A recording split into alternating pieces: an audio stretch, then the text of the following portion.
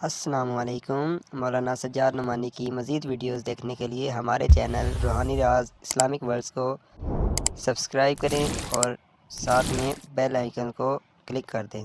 اس طرح ہماری آنے والی تمام ویڈیو آپ تک سب سے پہلے پہنچ جایا کریں گی۔ پوری دنیا کی زندگی میں زیادہ وقت باقی نہیں، اب فیصلے کے دن آ رہے ہیں۔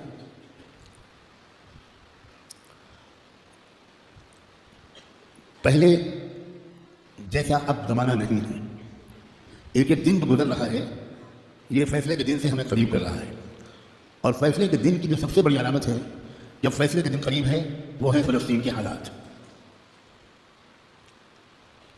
کیونکہ اب بہت بڑے بڑے واقعات ہوں گے۔ دجال کی آمد بھی بہت دور نہیں ہے، اور حضرت عیسیٰ کی آمد بھی بہت دور نہیں ہے، اور امام مہدی کی آمد بھی بہت دور نہیں۔ اب مسئلہ یہ ہے کہ اگر اب بھی ہم گناہوں کی زندگی میں لگیں تو ہمیں اللہ دجال کے ساتھ کھڑا کر دے گا، توبہ کی توفیق بھی ہم سے چھین لے گا، حضرت امام مہدی کے دشمنوں کے لشکر میں ہم کھڑے ہوں گے۔ اب یہ دیکھو، یہ وہ وقت ہے، کچھ پتہ نہیں کس وقت اگلا قدم ہو جائے۔ جو نشانیاں اللہ کے رسول نے بتائی تھی آخری فیصلہ کن دور کی بڑی تیزی کے ساتھ آ رہی، اس میں ایک نشانی یہ تھی کہ بہت بھیانک جنگ ہوگی یہودیوں کے درمیان اور اصلی ایمان والوں کے درمیان۔ اس لیے جو کچھ اس وقت غزہ اور فلسطین میں ہو رہا ہے اس سے ہر ایمان والے کا ایمان ہزاروں گنا ہر منٹ میں بڑھنا چاہیے، اس لیے کہ وہی ہو رہا ہے جو اللہ کے رسول بتا کر گئے تھے۔ جس وقت وہ آپ بتا رہے تھے اس وقت تو فلسطین میں کوئی مسلمان تھا ہی نہیں، اور آپ یہ بتا رہے ہیں کہ ایک بھیانک جنگ ہوگی، خطرناک جنگ ہوگی، یہودیوں اور ایمان والوں کے مابین ایک خطرناک جنگ ہوگی۔ آپ بتا رہے ہیں کہ ایک علاقہ ہوگا جہاں سچے پکے مومن جان دے رہے ہوں گے اور جان لے رہے ہوں گے، قربانیاں دے رہے ہوں گے، مسجد اقصیٰ کی حفاظت میں نوجوان جوک در جوک شہید ہو رہے ہوں گے، اور اللہ وہاں کے مجاہدوں سے سب سے زیادہ خوش ہوگا۔ اصلی ایمان والے وہیں پر ہوں گے۔ یہاں تک کہ جب صحابہ نے پوچھا کہ یہ لوگ جن کے بارے میں آپ کہہ رہے ہیں سچے پکے مومن، یہ کہاں ہوں گے؟ آپ نے فرمایا یہ بیت المقدس اور اس کے چاروں طرف ہوں گے، مسجد اقصیٰ اور اس کے چاروں طرف ہوں گے۔ بالکل ٹھیک وہی جو کچھ آپ نے فرمایا تھا اس وقت وہاں ہو رہا ہے۔ ہم لوگ اسی زمانے میں ہیں، آپ اس سے خوش ہو یا آپ اس سے ناراض ہو، ہم کو اللہ نے وہی زمانہ عطا فرمایا جس میں ہم اپنی آنکھوں سے اللہ کے رسول کی بات کو سچا پکا ہوتا ہوا دیکھ رہے ہیں۔ تو اس وقت وہاں جو ہو رہا ہے اس سے ہر لمحے ایمان کو بڑھنا چاہیے ہمیں، یہ ہمارا ایمان کی مضبوطی کی وجہ ہے۔ لوگ الٹا سمجھ رہے ہیں، یہ جو کچھ وہاں پر ہو رہا ہے اس سے خوف اس کے دل میں آ رہا ہے جو سمجھا ہوا نہیں ہے، ڈر ہو رہا ہے جو سمجھا ہوا نہیں ہے، لیکن جو سمجھا ہوا ہے قرآن و حدیث کو، اللہ کے رسول کی باتوں کو، وہ یہ کہہ رہا ہے کہ یہی تو وہ فرمایا تھا اللہ کے رسول نے، جو ہو رہا ہے وہی ہو رہا ہے جو اللہ کے رسول فرما کر گئے تھے۔ اس کا مطلب یہ ہے کہ آپ کی نبوت برحق ہے، آپ سچے رسول ہیں۔ آپ نے اس وقت یہ فرمایا تھا جب اس کے کوئی آثار نہیں تھے، اب آپ نے جو آئندہ کے بارے میں فرمایا تھا کہ جو ہوگا جب وہ ہو رہا ہے، اور پچھلے 6 مہینے سے ہو رہا ہے، بلکہ پچھلے 75 سال سے ہو رہا ہے، جو اللہ کے رسول بتا کر گئے تھے، تو اس کے بعد میں جو ہوگا اس مقابلے کا آخری انجام، اس کے بارے میں اللہ کے رسول نے جو کچھ فرمایا وہ بھی یقیناً ہو کر رہے گا۔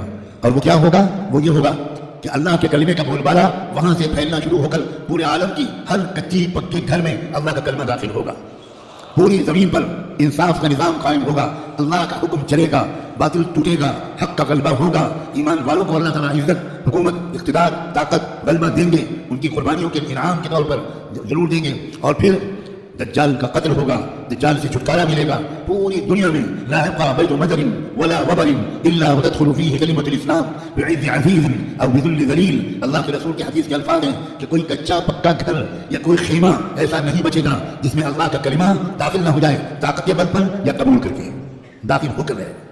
اس لیے لوگوں یہ بہت چوکنا رہ کر جینے والا زمانہ ہے۔ اگر اسی طرح غفلت میں رہے، اس طرح آپ تک جی رہے ہیں تو ہمیں خبر بھی نہیں ہوگی، اور اللہ کی طرف سے فیصلہ ہو چکا ہوگا کہ اس نالائق، فاسق، فاجر، خطاکار، گنہگار مسلمان کو میں دجال کا ساتھی بناؤں گا۔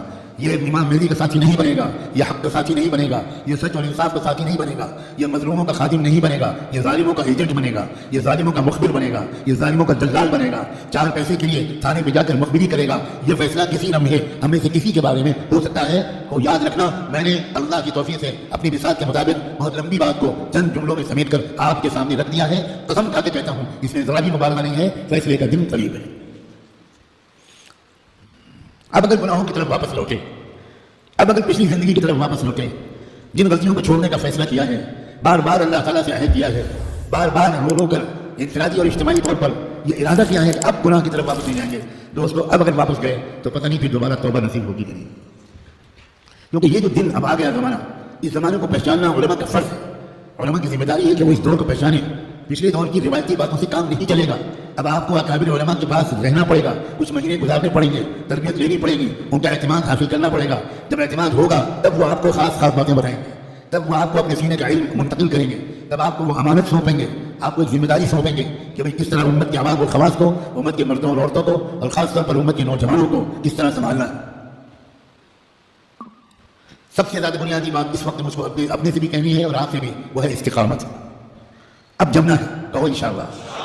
اب تقوی پر جمنا ہے, اب اللہ کی اطاعت پر جمنا ہے, اب گناہوں سے دور رہنا ہے, اور جیسے جو غلطی ہو جائے سب کام چھوڑ کر اللہ سے معافی مانگنا. دیر نہیں کرنی, کیونکہ پل پل یہ خطرہ ہے. جو واقعی زمانے کے تقاضوں سے واقف لوگ ہیں وہ ہر وقت ان کا دل اس وقت فلسطین کی طرف لگا رہتا ہے, اور اس لیے کہ وہ بار بار تازہ ترین وہاں کی خبریں جاننا چاہتے ہیں کہ کہیں دجال تو نہیں گیا, کہیں کوئی ایسا ڈرامہ تو نہیں ہو گیا.